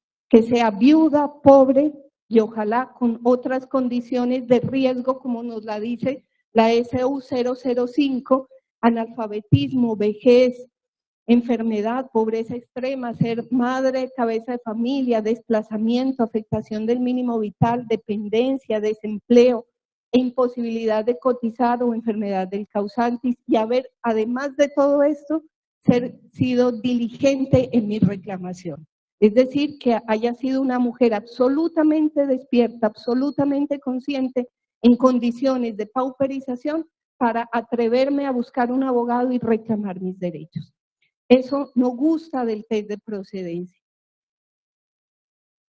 El estándar probatorio en esta materia no puede ser igual. Por eso es deber nuestro desplegar las facultades probatorias de oficio. La neutralidad no hace bien a la dignidad ni autonomía de las mujeres.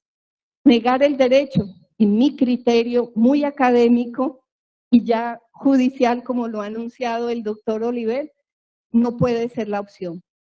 El enfoque de género, sí creo, permite el desarrollo del argumento para aplicar la condición más beneficiosa en pro de la igualdad y de la erradicación de la pauperización femenina.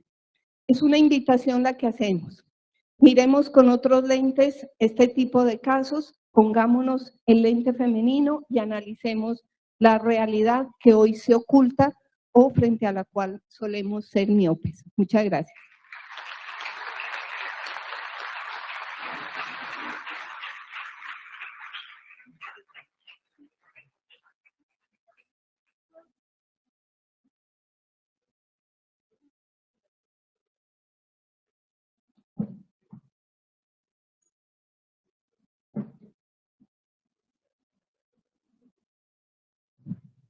Muchas gracias a los doctores Carlos Alberto y a la doctora Mónica por esta ponencia compartida.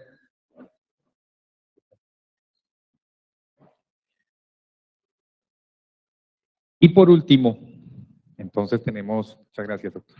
Tenemos la intervención de la doctora Francia Joana Palacios Dosman. Ella nos va a acompañar con la ponencia que denominó Estabilidad Laboral Reforzada. Y sobre la doctora, que es nuestra juez 12 laboral del circuito, servidora judicial desde hace más de 19 años, docente universitaria, especialista en derecho laboral, en seguridad social, en derecho administrativo, magíster también en derecho, especialista en derecho procesal y en este momento aspirante a doctora de la Universidad de San Buenaventura. Muchas gracias, doctora. Este auditorio es suyo.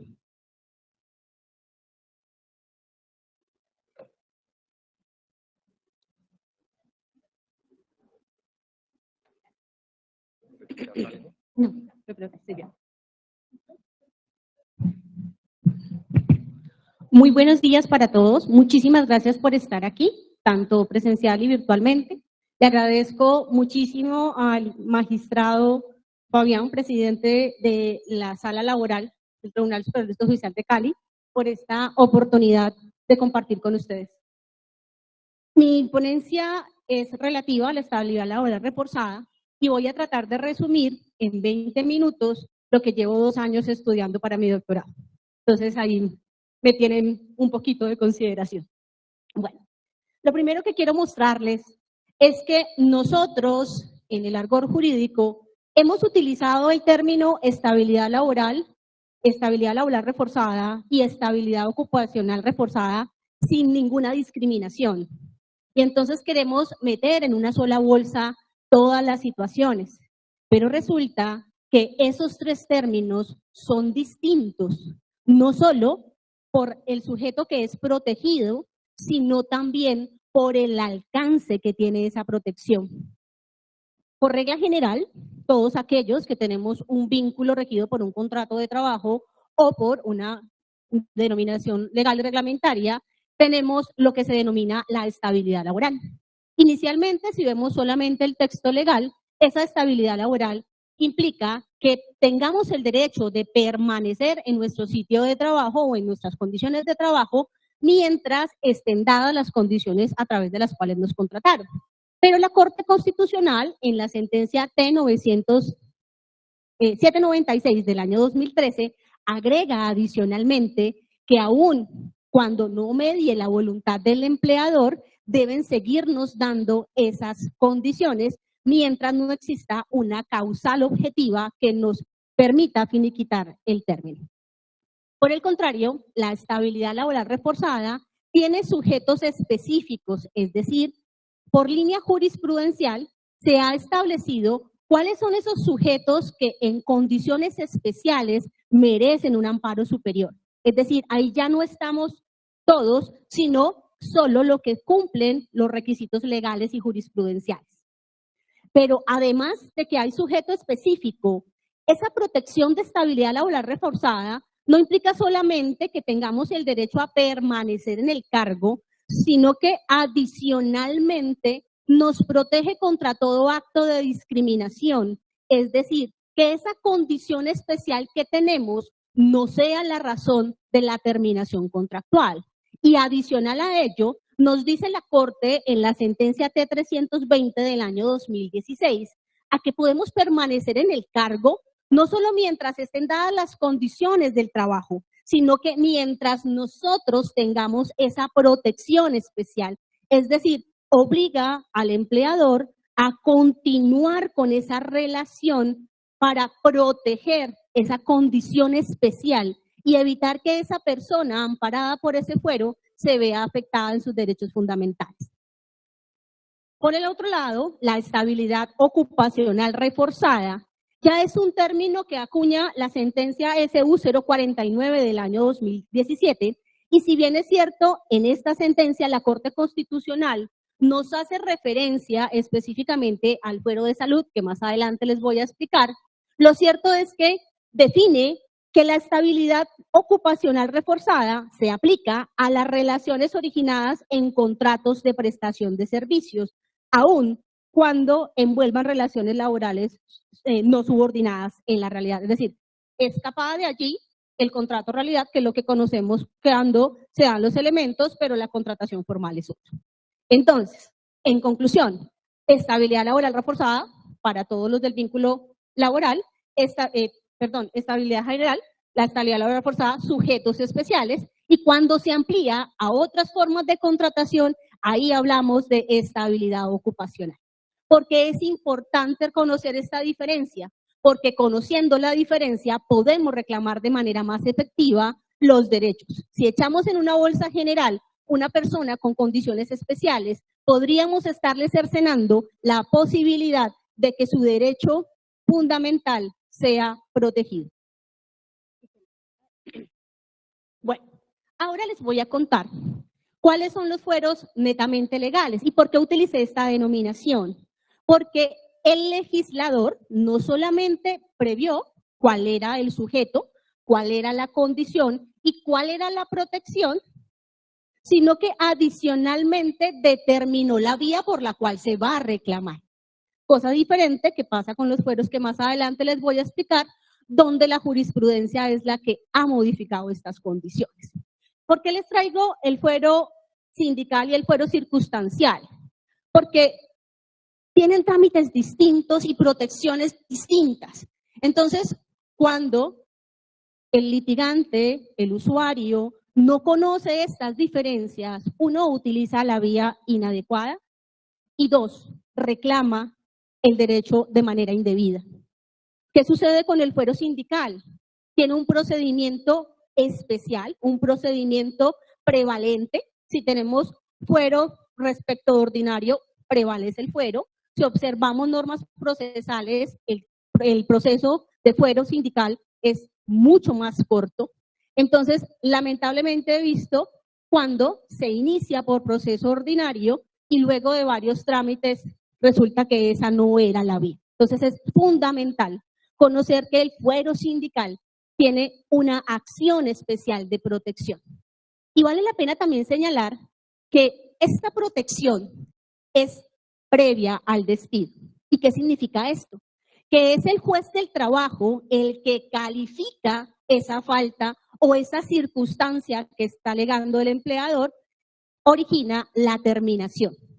En ese orden de ideas, hay una verificación anterior a la decisión de terminación.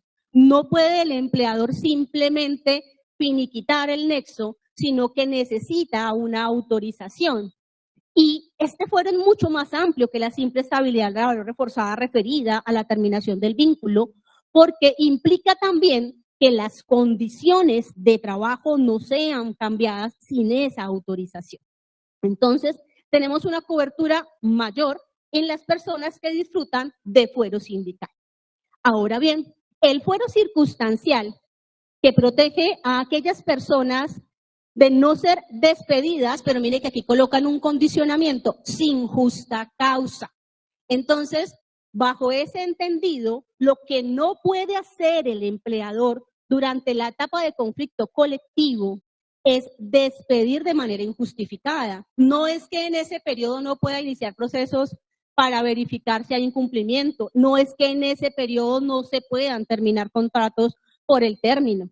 La única condición que coloca el decreto 2351 del 65 es que esa terminación sea sin justa causa. Y aquí no hay una calificación previa. Aquí el trabajador que considere estar afectado, lo que tiene que hacer es acudir, aquí no hay un proceso especial, ahí sí tiene que acudir al juicio ordinario a reclamar. ¿Y qué se reclama en ambos casos? Fuero sindical y fuero circunstancial. El reintegro al cargo. En ninguno de estos dos hay indemnización por despido. Esta es excluyente. Y se los cuento precisamente porque al momento de presentar las demandas, estas pretensiones se formulan todas como principales y podrían generarle una inadmisión. Se los cuento precisamente porque a veces no nos gusta que nos den esos tipos de detalles en nuestros admisorios, pero resulta que luego, cuando vamos a obtener una sentencia y vamos a verificar nuestro derecho, es mucho más fácil si todo lo plasmamos de manera clara y concreta en el libelo incubado. Tenemos adicionalmente los fueros por maternidad y paternidad. Inicialmente solo teníamos el fuero de maternidad, que es el consagrado en el artículo 239 y subsiguientes del Código Sustantivo del Trabajo.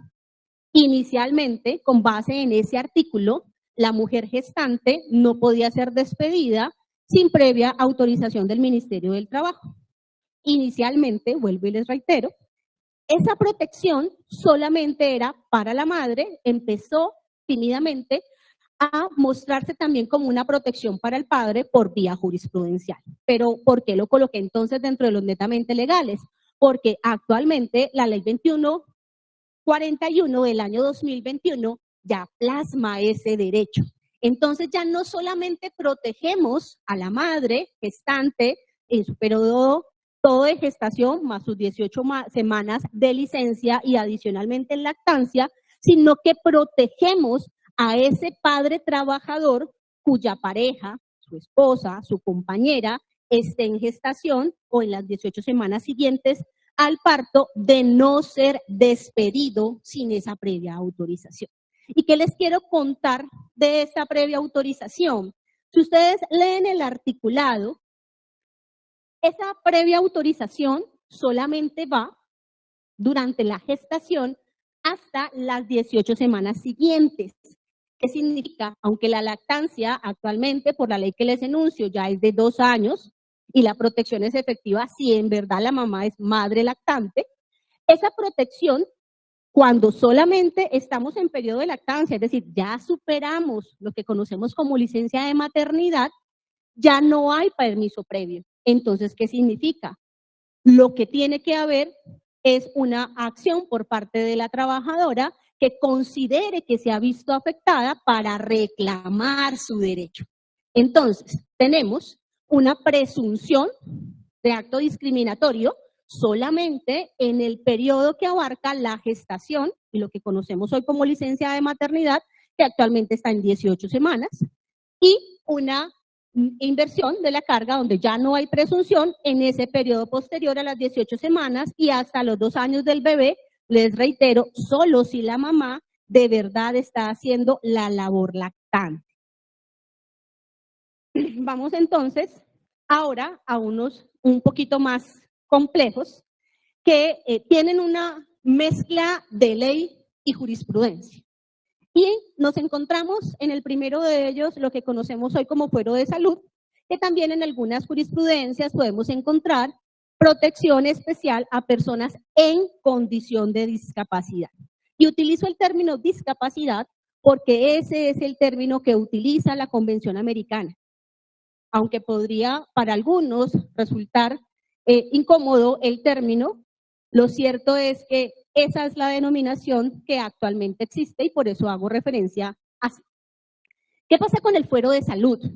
Si nosotros observamos el artículo 26 de la Ley 361 del 97, el articulado dice específicamente que lo que se prohíbe es la terminación del vínculo en razón de esa limitación que pueda presentar la persona. Entonces, el artículo en su tenor literal lo que exigía es que el Ministerio del Trabajo revise, es decir, haga una calificación previa a la terminación, pero solo cuando el empleador esté utilizando esa condición especial que tiene la persona para dar por terminado el contrato. Y aquí vale la pena señalar que si vemos el artículo 62 del Código Sustantivo del Trabajo, dentro de las causales allí estaba que la persona llevara más de 180 días incapacitada. O sea, el legislador de manera contraria está diciendo, lo protejo por la Ley 361, pero si usted está enfermo lo autorizo para que lo despida. Entonces, ¿qué tuvo que hacer la jurisprudencia? Pues armonizar esas dos situaciones y decir, no, este artículo no lo podemos aplicar porque hay un derecho fundamental y entonces estas personas a las cuales se les va a terminar su contrato por esta situación especial, necesita un previo consentimiento o una autorización del Ministerio del Trabajo. Eso era el tenor literal. Pero cuando la Corte Constitucional decide sobre la exequibilidad del artículo 26, modifica las reglas de juego. Y entonces, primero, cambia el condicionamiento.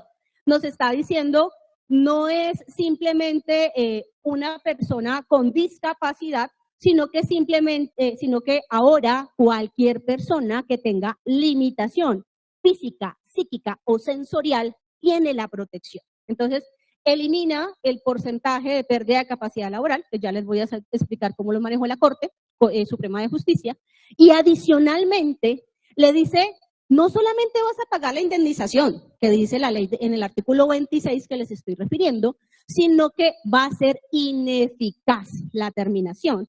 En términos coloquiales, pues lo van a tener que reintegrar y pagarle los derechos que no haya podido percibir.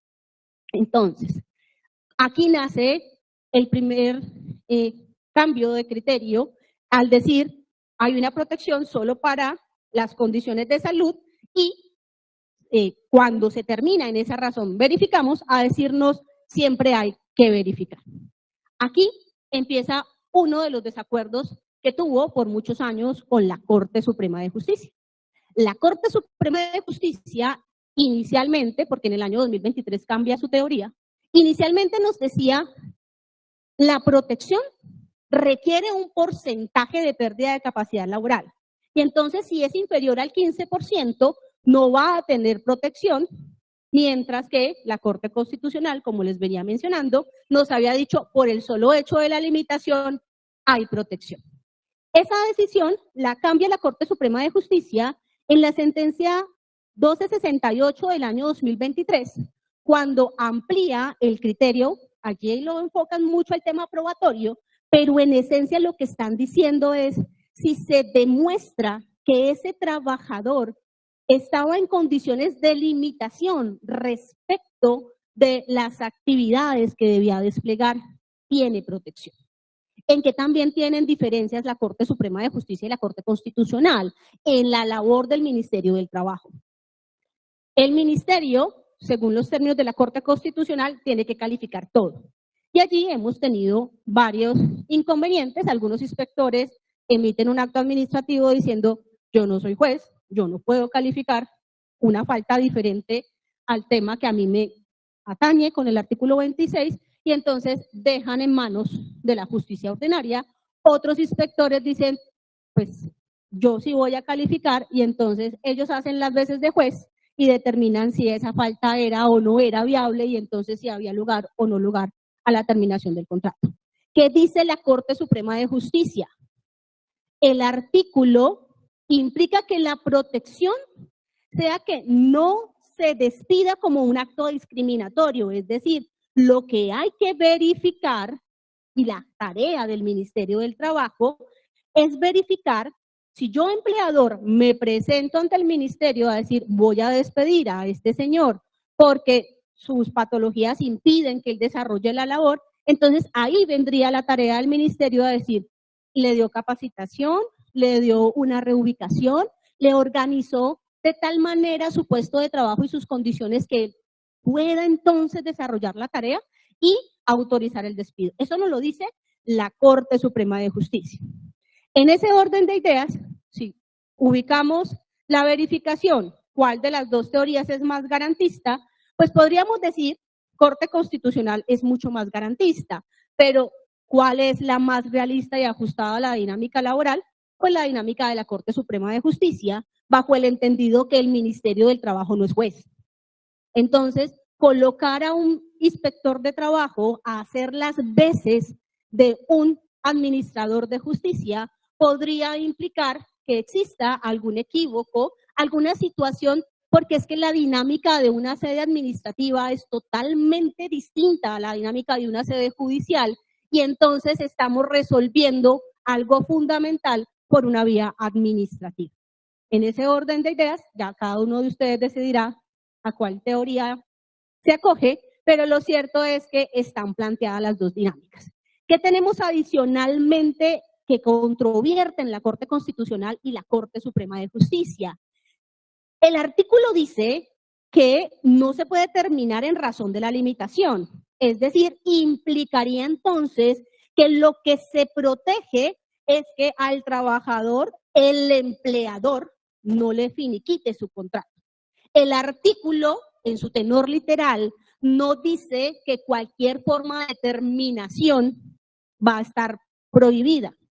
Entonces, la Corte Constitucional nos dice es un derecho fundamental, es una garantía irrenunciable, y entonces usted, señor trabajador, no puede renunciar y no puede firmar mutuo acuerdo porque hay algo que usted lo está protegiendo especialmente. Algo así como, así usted no quiera, siga aquí. Pero la Corte Suprema de Justicia dice, es que la estabilidad laboral reforzada no es la permanencia a perpetuidad en el cargo. La estabilidad laboral reforzada lo que elimina es un acto discriminatorio. Y si media la voluntad del trabajador sin que se identifique ningún vicio del consentimiento, pues es válido que él renuncie a un empleo cuyas condiciones ya no le satisfacen. También entonces nos abre la Corte Suprema de Justicia la posibilidad de que por mutuo acuerdo, igual bajo el mismo parámetro, no esté demostrado ningún vicio del consentimiento, pues de mutuo acuerdo empleador y trabajador definan el finiquito de su contrato de trabajo. Y les reitero, como hablamos de estabilidad laboral ocupacional reforzada, pues también esto aplicaría respecto del contrato de prestación de servicios. Por último, les voy a hablar de un fuero que cuando nace en la ley 790 del año 2002, ni siquiera era un fuero como el que hoy nos estamos mostrando, sino vemos el texto del artículo 12 de la 790 del año 2002. Lo que nos decía la norma es que, número uno, situaciones especiales y concretas. Cuando una entidad del Estado esté en proceso de liquidación o reestructuración, entonces vamos a revisar qué personas están en condiciones especiales. Entonces, esas personas en condiciones especiales, por condiciones de salud, por ser madres, cabeza de hogar, o por ser próximos a pensionarse, las vamos a dejar de últimos. Es decir, vamos a eliminar y a modificar la estructura, pero protegiendo todo lo que más podamos a estas personas en condiciones especiales. Allí no se prohíbe dar por terminado el contrato de trabajo. Esa no es la consecuencia del articulado. Lo que nos dice es, esta terminación va a ser su última opción. Extienda todo lo que pueda y cuando ya llegue el momento, el contrato finiquita. Pero por línea jurisprudencial, y les traigo simplemente las dos de unificación porque las de tutela son muchísimas, por línea jurisprudencial, la SU 03 del año 2018. La Corte Constitucional nos dice, ya no solamente es para contrato de trabajo, es para todo tipo de vinculación. Y nos dice, ya no es para entidades públicas, es para todo tipo de entidad, es decir, persona natural, persona de derecho privado, persona de derecho público. Y ya no se aplica solamente en esos procesos de reestructuración o de liquidación, sino que adicionalmente, en cualquier momento, usted a estas personas de estas condiciones no les va a poder terminar su contrato de trabajo. Aquí no hablan de ningún tipo de permiso previo. Entonces, la Corte nos dice, y por eso les cito esta sentencia, porque algunas de tutela colocaban que era posible los 3 años de edad para la edad y los 3 años para el cumplimiento de las cotizaciones. En esta sentencia de tutela, unificando su criterio, la Corte Constitucional es muy clara y dice, no venga, lo que yo le voy a proteger a usted es su posibilidad de pensionarse. Pero si usted ya tiene las semanas cotizadas, su posibilidad de pensionarse está consolidada. La edad, que no sé entonces, viene a ser un requisito, ya lo tomarían como de exigibilidad, es simplemente un aditivo y usted lo que podría hacer, siguiendo cotizando, es aumentar su pensión, pero su mínimo ya está garantizado con la densidad de semanas. Entonces aquí nos dice la Corte Constitucional, solamente hay protección cuando la persona le falten 3 o menos años de cotizaciones. Y viene entonces el enredo con el régimen de ahorro individual, porque es que hasta hoy el ahorro individual funciona diferente. Y entonces, ¿cómo le calculamos a eso para saber si pasa o no pasa. Entonces, ¿cuál es la solución que ha dado la jurisprudencia? Esto sí, por líneas de tutela. Es que hay en el ahorro individual la garantía de pensión mínima. Entonces, si usted le cuenta las 1.150 semanas, ese señor ya tiene el mínimo garantizado. Entonces, ese señor con 1.150 semanas ya no tiene protección de prepensionado. ¿Qué sucede con las madres y que ahora también aplica para los padres sin alternativa económica? La misma teoría que les acabo de contar nace de la misma manera, Ley 790 del año 2002, un retén social, nosotros lo conocimos hace muchos años como el retén social, era deje a estas personas protegidas mientras pueda. Hoy, la sentencia SU 388 del año 2005 nos hace lo mismo que ocurrió con los prepensionados, se aplica para todas las empresas públicas, privadas, así no estén en proceso de liquidación, pero hay un condicionamiento claro y que ya está también en el artículo 2 de la 1232 del año 2008, y es que se entiende por un padre o madre cabeza de hogar. Y es que precisamente dice tanto la Corte como la ley cuáles son los supuestos, y me está diciendo claramente, es una persona, ya independientemente si es madre o padre, que tiene a su cargo solitario, es decir, que él asume toda, o ella asume toda la responsabilidad de hijos, ya sea menores o mayores en condiciones especiales, o de personas que tengan discapacidades. Entonces aquí entrarían los padres, los hermanos, las personas que dependan económicamente. Pero advierte la Corte Constitucional en esta sentencia de unificación que esto no está buscando que las personas del núcleo familiar entonces se desentiendan de las obligaciones, que la razón por la que esa persona tiene que asumir esas cargas es por la imposibilidad de su núcleo. ¿Qué significa esto? Que si yo soy la que mantengo mi hogar, pero simplemente es porque mi pareja no trabaja, tiene todas las posibilidades de hacerlo y no lo está haciendo, allí no hay protección. La Corte dice en condiciones reales de imposibilidad de aportar al núcleo familiar. Entonces es muy importante. Les voy a hablar de una situación probatoria de los 4 fueros que les acabo de comentar. Y es que como estamos hablando de acto discriminatorio, necesitamos un elemento que podríamos catalogar como esencial, y es el conocimiento del empleador. Yo no puedo discriminar respecto de una situación que desconozco. Yo no puedo decir que te tildo de X o de Y si yo no sabía esa condición especial que tú tenías. En ese orden de ideas, en estos 4 fueros, resulta vital que el empleador haya tenido el conocimiento de esa circunstancia especial antes del finiquito. No es que usted lo despidan o la despidan y a los 3 meses le diga, es que yo era mamá, no, es que yo tenía, no, y empieza a contar todo lo que no contó. Porque entonces el elemento discriminatorio, que es lo que se está evitando con estas protecciones, ya no estaría. Pero entonces, ¿cómo probamos? Entonces, superada la tesis de que teníamos que tener un porcentaje de pérdida de capacidad laboral, ahora, cuando se lean la sentencia SU 087 del año 2022, van a encontrar, respecto del fuero de salud, cuáles son esas circunstancias que la Corte Constitucional nos dice preste atención. Si estas circunstancias están ocurriendo, el empleador conocía de la situación y así no haya un documento escrito donde el trabajador le esté diciendo yo estoy enfermo, yo tengo tal condición, eso implica que sí lo conocía. Solamente les voy a dar algunos ejemplos porque el listado es largo, pero si la persona ha venido incapacitada durante el último año y esas incapacidades han sido reiterativas y por los mismos diagnósticos, el empleador que tramita las incapacidades, porque así está implementado desde el decreto 019 del año 2012, no puede decir yo nunca me enteré que estaba incapacitado.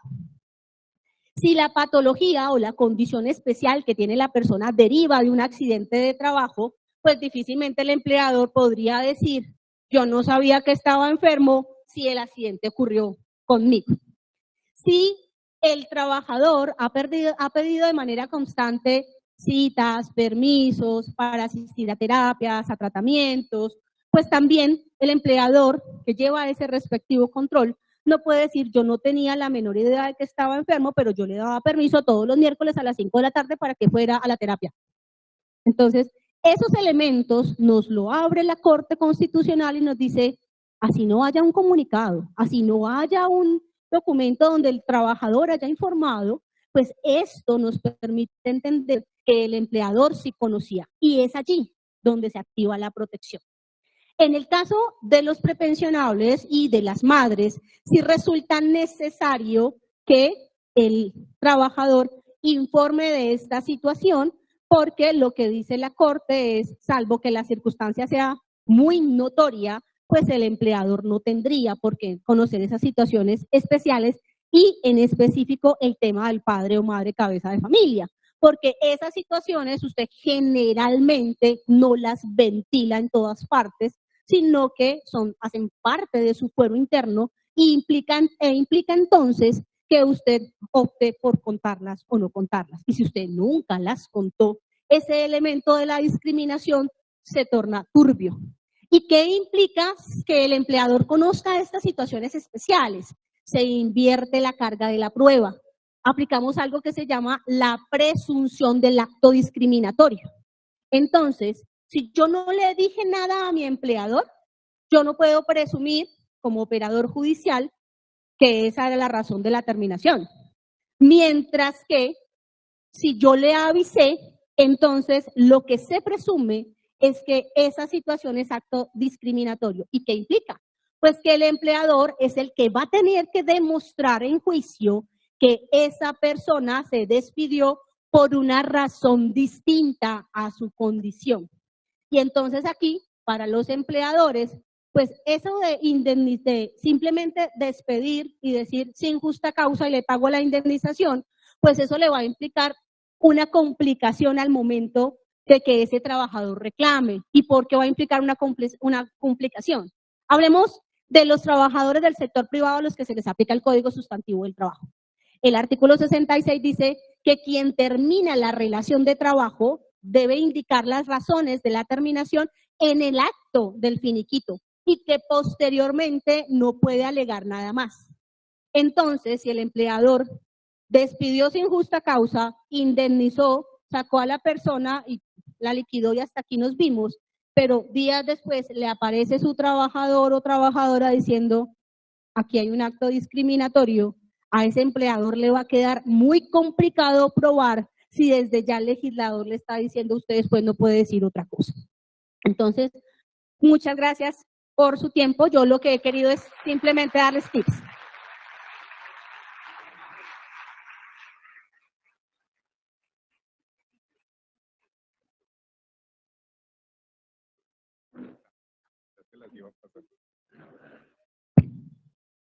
Muchas gracias, doctora Francia.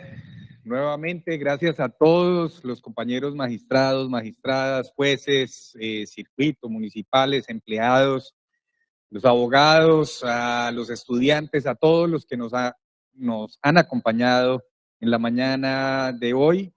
Ya con esta ponencia de la doctora Francia damos por terminado nuestro primer conversatorio. Esperamos que los próximos estén así de llenos como este. Los vamos a seguir invitando, los vamos a seguir convocando, realizando, porque de esta manera también ayudamos en la construcción de un conocimiento colectivo en toda la comunidad jurídica de la jurisdicción ordinaria laboral en nuestra querida ciudad de Cali. Muchas gracias a todos, los invitamos a un cafecito aquí afuera y hasta aquí.